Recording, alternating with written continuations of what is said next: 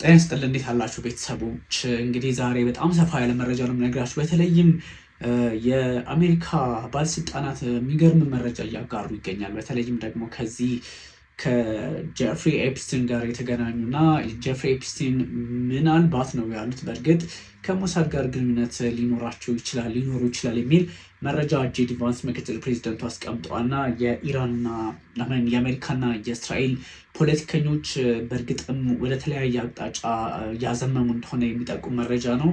ቫንስ እንግዲህ በትልልቅ ደረጃ ከሞሳድ እና ከሲአይኤ ጋር ጀፍሪ ኤፕስቲን ግንኙነት ሊኖረው እንደሚችል የሚጠቁም መረጃ ነው ያጋሩት ምክትል ፕሬዚዳንቱ ጄዲ ቫንስ እና ይሄ ነገር በጣም ብዙ ሰዎችን እያነጋገረ የሚገኝ ጉዳይ ሆኗል እና በትክክልም ጀፍሪ ኤፕስቲን ምናልባትም ቴልአቪቭ ታዩ የሚል መረጃ ከዚህ ቀደም ሲነገር ነበረ። ኮንስፓይረሲ ቲዮሪ ነው እና የጀፍሪ ኤፕስቲን መኖር ጀፍሪ ኤፕስቲን ማለት በአሜሪካ ፖለቲካ ላይ ትልቅ ሚና ሊጫወት የሚችል እስራኤል ስውር እጅ የምትላቸው ወይም ደግሞ የእስራኤል ስውር እጆች የሚባሉ በድብቅ የሚሰሩ ምንነታቸው የማይታወቁ ሚስጥራዊ ኃይላት የአሜሪካን ፖለቲከኞች ማኒፕሌት ያደርጋሉ እንደሚባለው የአሜሪካን ፖለቲከኞች እጃቸውን ጠመዛሉ የሚባለውን ስራ በመስራት ትልቅ ሚና ሊኖረው የሚችል ሰው እንደሆነ ነበረ ከዚህ በፊት በስፋት ሲነገር የነበረው። ጀፍሪ ኤፕስቲን እልል ያለ ዓለም ላይ ያልተደረጉ ነገሮችን ያላደረጋቸው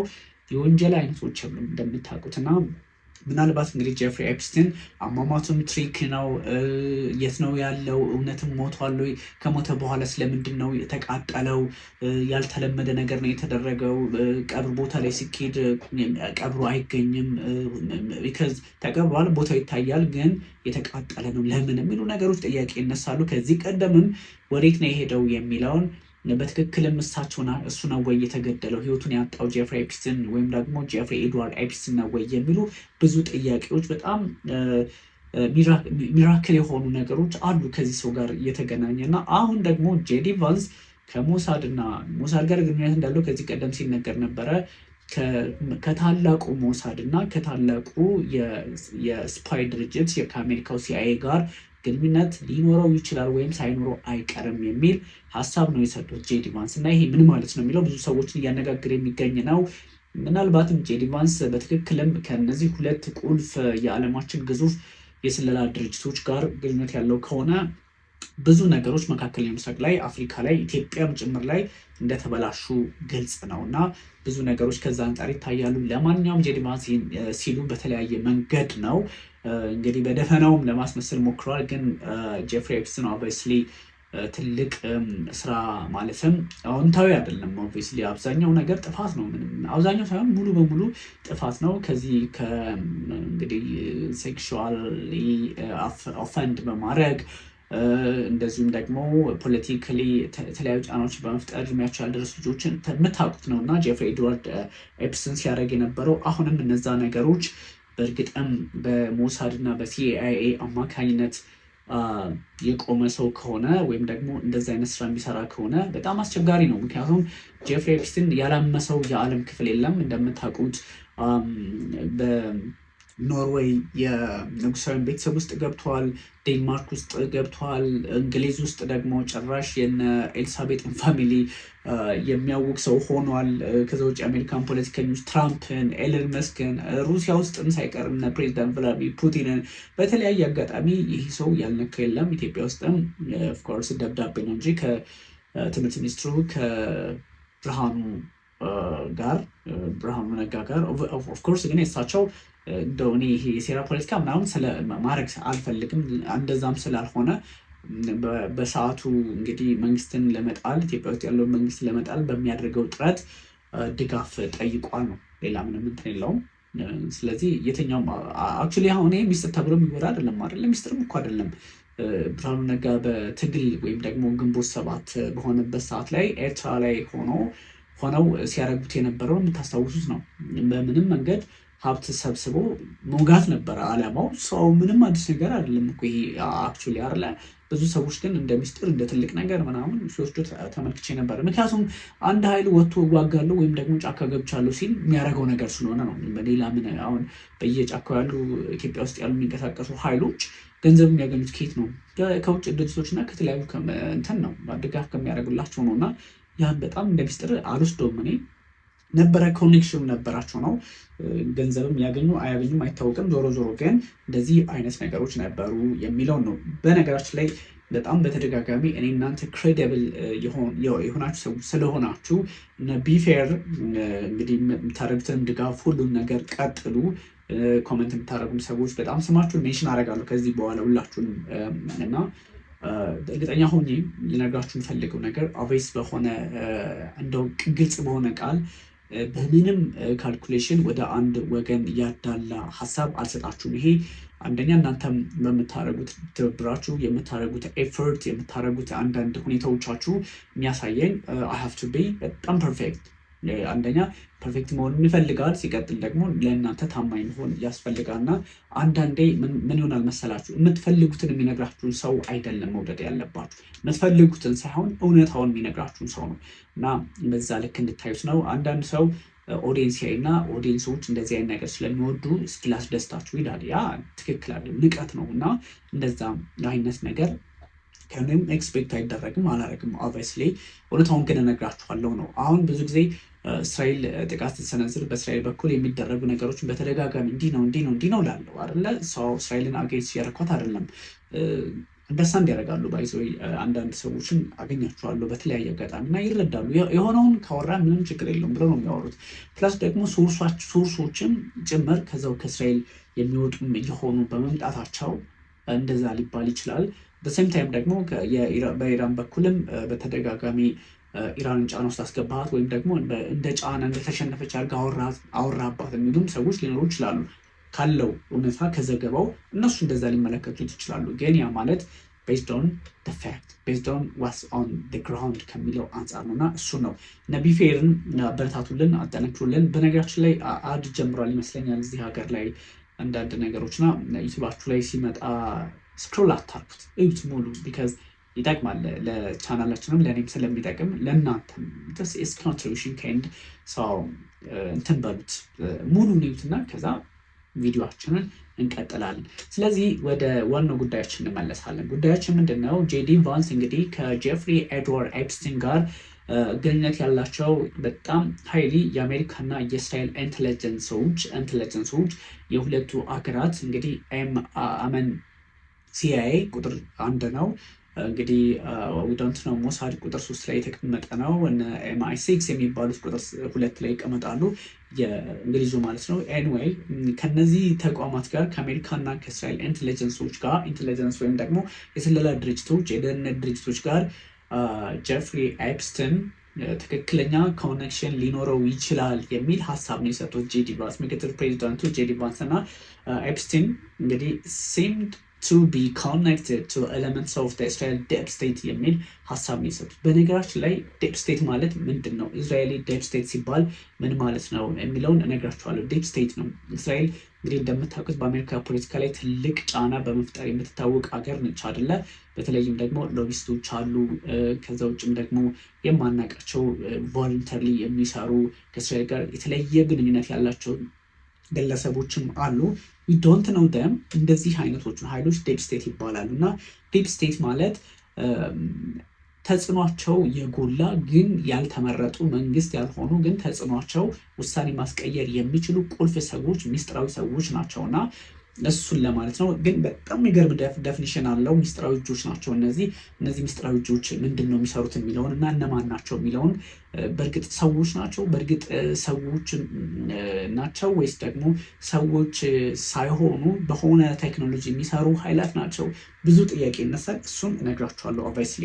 ከዛ ውጭ እንግዲህ የአሜሪካ ዴፕ ስቴት ምንድን ነው የሚለውን እዚህ ላይ በደንብ በስፋት እነግራችኋለሁ። ግን የአሜሪካው ምክትል ፕሬዚዳንት ጄዲ ቫንስ ያሉትን ነገር ማስቀመጥ ያስፈልጋል እና ከጄፍሪ ኤድዋርድ ኤፕስቲን ጋር ግንኙነት ያላቸው በጣም የአሜሪካው ከፍተኛ ኢንቴሊጀንስ ወይም ደግሞ የደህንነት መስሪያ ቤትና የሞሳዱ ማለት ነው የእስራኤሉ አለ ይላል እና ሊኖሩ ይችላል ነው የሚለው። ኦብቪየስሊ ቫንስ በጣም ረዥም ሰዓታትን የወሰደ ለንግዜ የሚባል ቃለ ምልልስ ከአንድ ታዋቂ ፖድካስተር ጋር አድርገዋል። ጆ ሮገን ይባላል።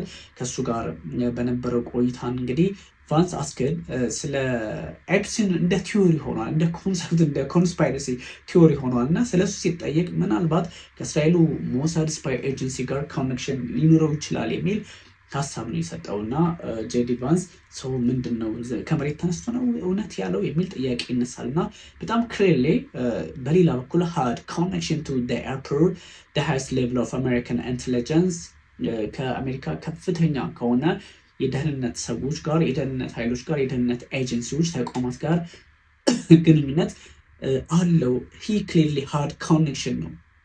ሂ ክሊርሊ በግልጽ ከአሜሪካ ከፍተኛ የስለላ ድርጅቶች ጋር ግንኙነት አለው ነው ሃድ እና ክሊርሊ ነው በሁለቱም ላይ ሂ ሃድ ኮኔክሽን ቱ ሃይስት ሌቭል ኦፍ እስራኤል ኢንቴሊጀንስ ይላል። ሂ ሃድ ክሊርሊ ኮኔክሽን with the high level of United States ስፓይ ኤጀንሲ የሚል ሀሳብ ነው የሰጠው እና ጄዲ ቫንስ ምን ተፈጥሮ ነው የሚለው በትክክልም ያሳያል እና ኦፍኮርስ ጄፍሪ ኤፕስቲን ያን ሁሉ ደሴት ተከራይቶ ወይም ደግሞ ደሴትን ገዝቶ ማለት ገዝቶ ነው ኦብቪየስሊ በዛ ላይ እንደፈለገ ሲሆን እድሜያቸው ያልደረሰም እሱን ተውት እድሜያቸው የደረሰ ከ18 ዓመት በላይ የሆኑ በጣም ወጣቶች 19 18 የሆኑ እሱንም ብንተው 14-15 ዓመት የሆናቸው ልጆች ጋር ያው ስሙን መጥራት ባያስፈልግም እንደዚህ ነገሮችን ሲደረጉና ሲያመቻች እና ፕሬዚዳንት ዶናልድ ትራምፕ በሰዓቱም ተሳታፊ ናቸው በሚባሉበት ሰዓት የነበረው ነገር ምንድን ነው? ይህ ሰው ጠባቂ ቢኖረው ነው። አንድ ደስቴት ላይ እንደፈለገ ሆኖ አንድ ከተማ መስርቶ ሲኖር ጠባቂ ባይኖረው ነው ወይ የሚል ጥያቄ የሚነሳል። በዛ ላይ ደግሞ የሮያል ፋሚሊዎችን እንግሊዝ ውስጥም ሳይቀር በጣም ሴኪርድ የሆኑትን ያልነካው የለም። እሳቸው እሱ እንደምታውቁት ጄፍሪ ኤፕስቲን የእስራኤል ፖለቲከኞችም ጋር እነ እሁድ ኦልመርት ጋር ከተለያዩ በየዓለም ጥጉ ቅድም በነገርኳችሁ መሰረት እስከ አፍሪካ ውስጥም ከመካከለኛው ምስራቅም እንደዚሁም ከአሜሪካ ፖለቲከኞችም ከእንግሊዝም ከስፔንም ልዑላን የሚባሉት ሁሉ በእሳቸው በሱ በኤድዋርድ ማለትም በጄፍሪ ኤፕስቲን አማካኝነት የሆነ ነገር ያልተነካ የለም እና ይህ ሰው በእርግጥም ከለላ ሳይኖረው ነው ወይ ሁሉ አደገኛ ነገር የፈጠረው የሚለውንም ግምት ውስጥ ማስገባት ያስፈልጋል። ስለዚህ ጄዲ ቫንስ ያሉትም ይሄኑ ነው።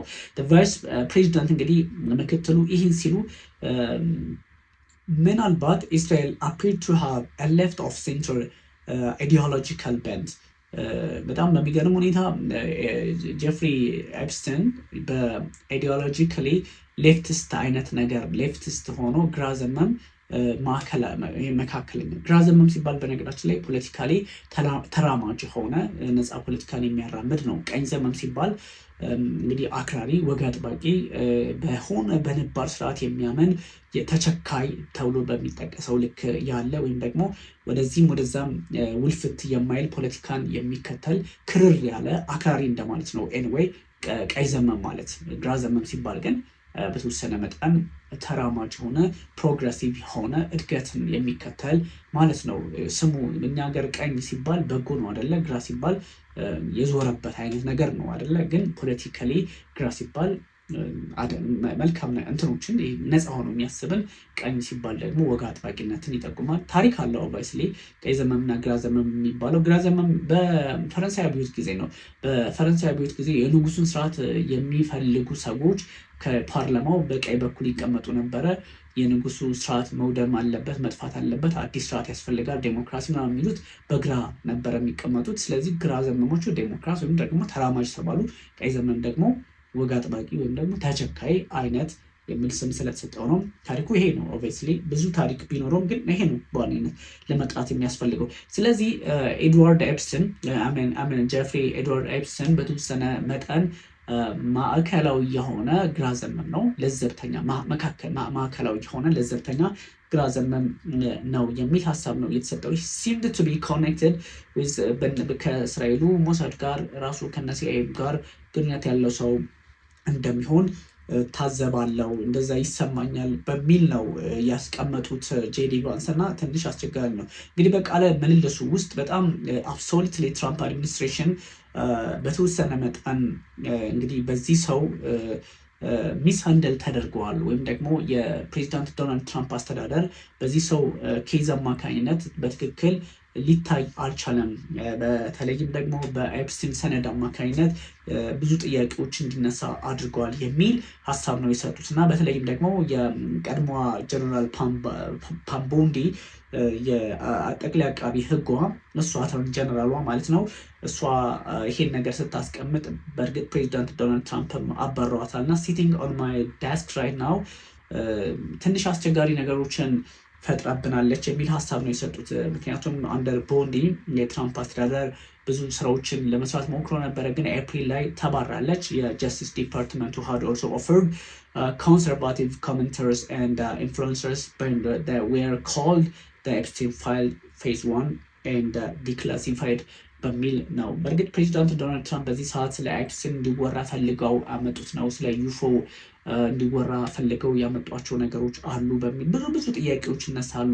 ምክንያቱም መካከለኛው ምስራቅ ላይ ያለውን ውጥረት ከበር ለማድረግ ትራምፕ ስለፈለጉ የሚያደርጉት ነው የሚሉ ሀሳቦችም ይነሳሉ። ግን አይ ዶንት ቲንክ የጀፍሪ ኤፕስቲን ጉዳይ ላይ አሁንም ጉዳይ የተወሳሰበ ሊቀጥል እንደሚችል ግልጽ ነው።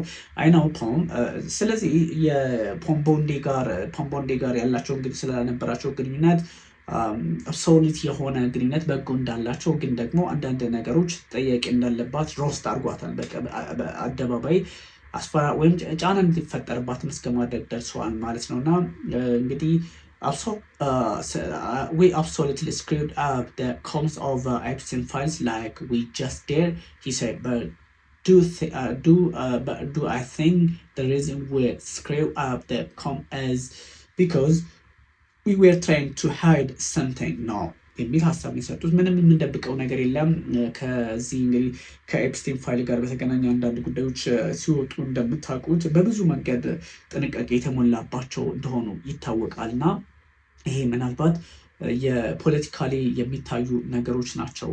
ኤኒዌይ ወደ ቀደም ሲል ሀሳብ ሲሰጣችሁ ወደ ነበረው ይሄ ምን ማለት ነው ዲፕ ስቴት ማለት የሚል ነገሮች ይነሳሉ። ዲፕ ስቴት ማለት እንግዲህ ያልተመረጠ መንግስት ያልሆነ ኤሌት የሆነ ወይም ደግሞ ፖለቲካሊ ጫና መፍጠር የሚችል በመንግስት ዙሪያ የሚገኙ ናቸው። ይሄ እንደ እንግዲህ እስራኤል ዲፕ ስቴት የሚባሉት በዚህ ልክ ስራ የሚሰሩ ናቸው እና ፍሬዝ እስራኤል ዲፕ ስቴት ኢን አሜሪካ በአሜሪካ ውስጥ ያሉትን ነው የምነግራችሁ። እስራኤል ውስጥ ያለው ኦፍኮርስ በእስራኤል ፖለቲካ ላይ በጠቅላይ ሚኒስትር ቤንያሚን ኔታንያሁ ላይ በሊባኖስ ላይ ጥቃት መሰንዘር አለበት የለበትም፣ በሶሪያ ላይ ጥቃት መሰንዘር አለበት የለበትም፣ እንደዚህ በኢራን ላይ እንደዚህ ማድረግ አለበት የለበትም፣ ፖሊሲያችሁ መቀየር አለብህ፣ የአይሁድ ግዛት ስኬት ነው ምናምን የሚለውን የሚወስኑ አብሮ ከመንግስት ጋር ግን ደግሞ ምንም አይነት የፐብሊክ የሆነ በህዝብ ደረጃ ኤሌክትድ ያልሆኑ ናቸው እና እስራኤል ዲፕ ስቴት ኢን አሜሪካ ሲባል እንግዲህ በትክክል ትርጓሜ የላቸውም። ሰዎቹም አይታወቁም። ዊ ዶንት ኖው ደም የማይታወቁ ሰዎች ናቸው። ግን አክቹዋሊ ምንም እንትን የላቸውም። ግን የሚታወቁት ልክ እንደ መንግስት ባዲ ሆነው ባይታወቁም ግን ኢትስ ፖለቲካል ተርም በጣም ፖለቲካል ኮንስፓይረሲ ቲዎሪ ጭምር ነው።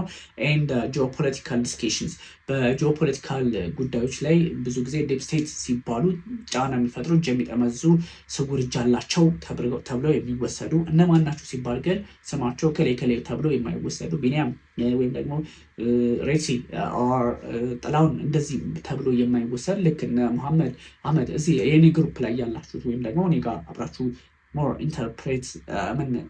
ኢንተርኮኔክትድ የሆናችሁ ሰዎች እንደነ ቢፒኤል ሁላችሁም አይነት ሲሆን እንደነ ሲፈን አይነት ስም የለም እዛ ላይ ጀስት ሰምባዲ ተብሎ አይጠራም። ግን ስቴት ነው እንደ መንግስት ቦዲ የሚያገለግሉ ግን ደግሞ ህዝብ ያልመረጣቸው መንግስትም ፔሮል የማይቆርጥላቸው ሊሆኑ ይችላሉ፣ ሊቆርጥላቸው ይችላሉ። ዶንት ነው ግን እንደዚህ አይነት ሰዎች ናቸው እና ጀነራሊ በሁለት አይነት በጣም የተጋጩ ሀሳቦች ላይ ትኩረት ያደረገ ነው። የእስራኤል ስውር እጆች ወይም ደግሞ የእስራኤል ስውር እጆች በአሜሪካ ፖለቲካ ውስጥ ምንድን ነው የሚለውን ስናይ በዋነኝነት እንግዲህ እነዚህ በጂኦፖለቲካ ሆነ በኮንስፓይረሲ ቲዎሪ ውስጥ ሊገለጹ የሚችሉ ናቸው እንጂ የሆኑ ሰዎችን ቆርጦ መውሰድ ላይኖር ይችላል። ግን ሜቢ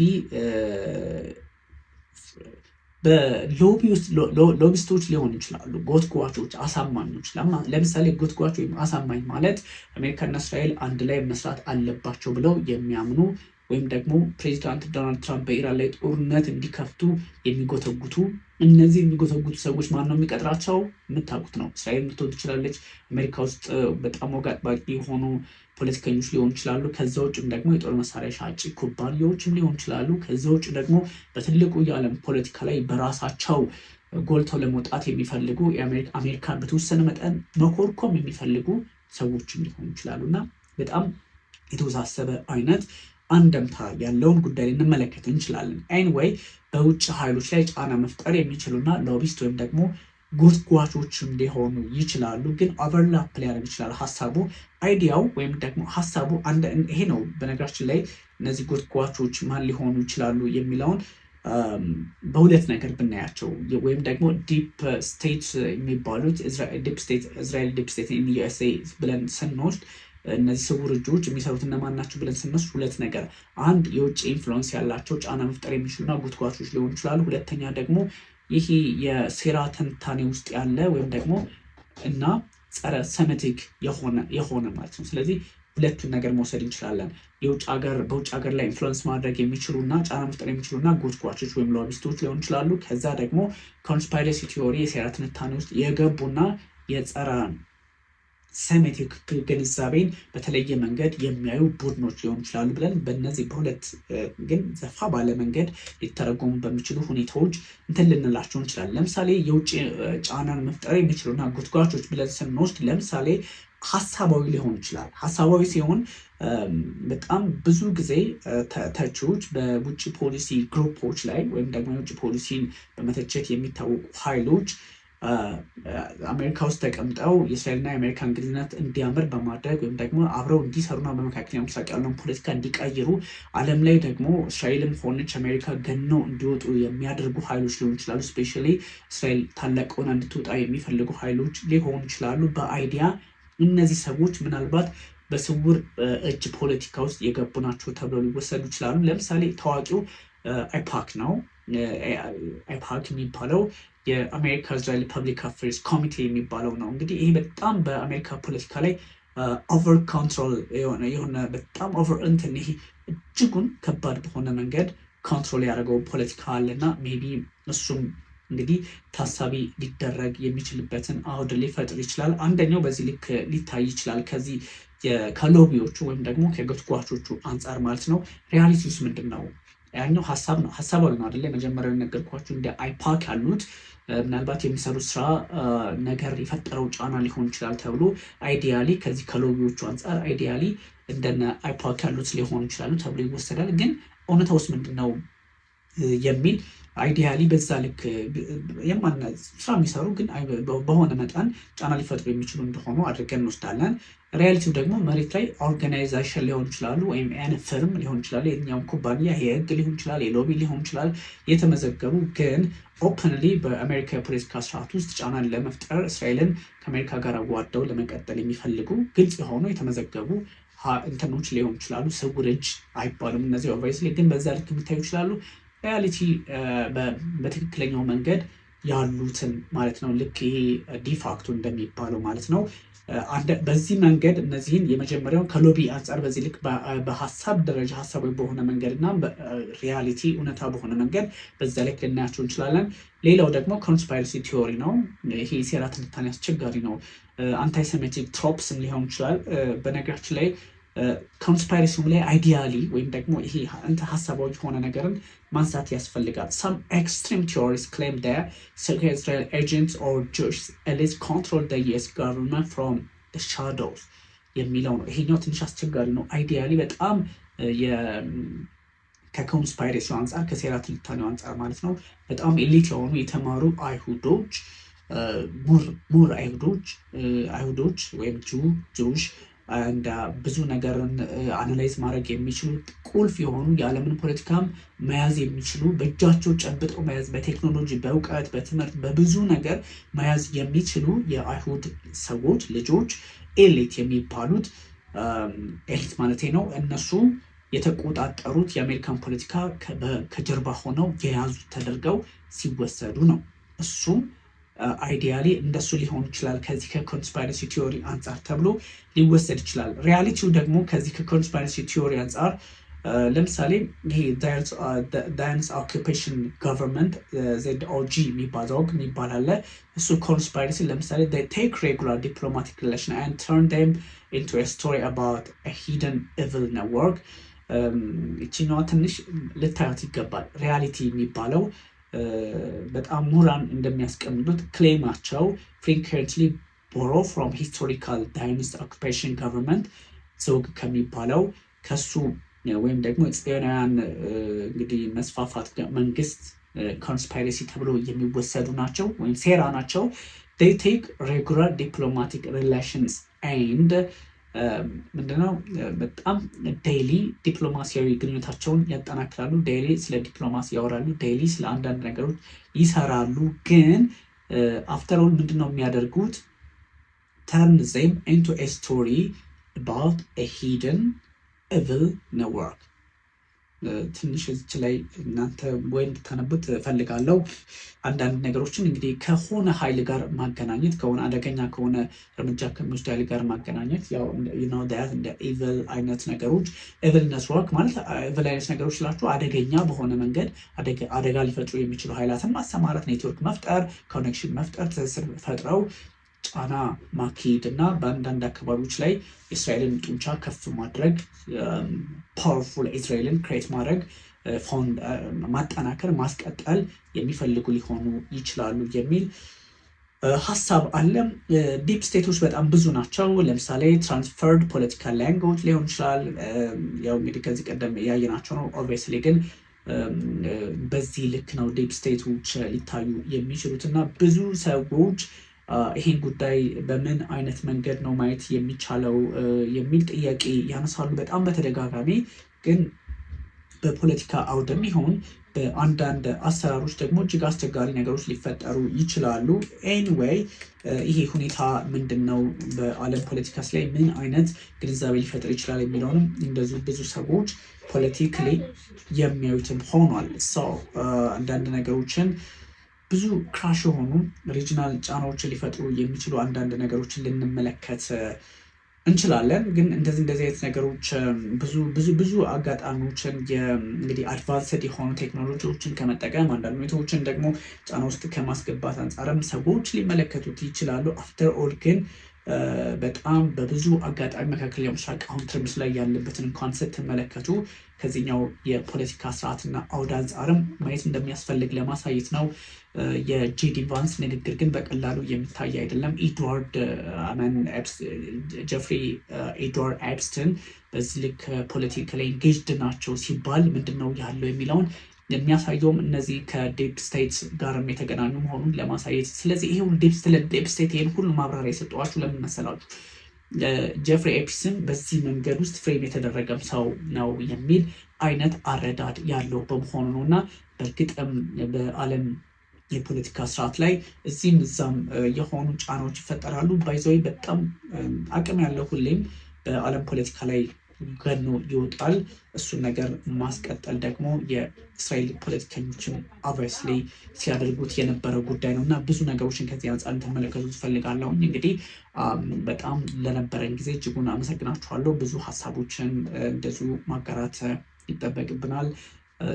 እናንተ ግን ላይክ ሰብስክሪፕሽን ማድረጉን ቀጥሉ። እያንዳንዷን ነገር ኦብቪየስሊ መከታተልም ያስፈልገናል። ከዛ አንጻር ሁኔታዎችን ትመለከቱ ትፈልጋለሁ። ታንክ ዩ ቨሪ ማች ኢንዴድ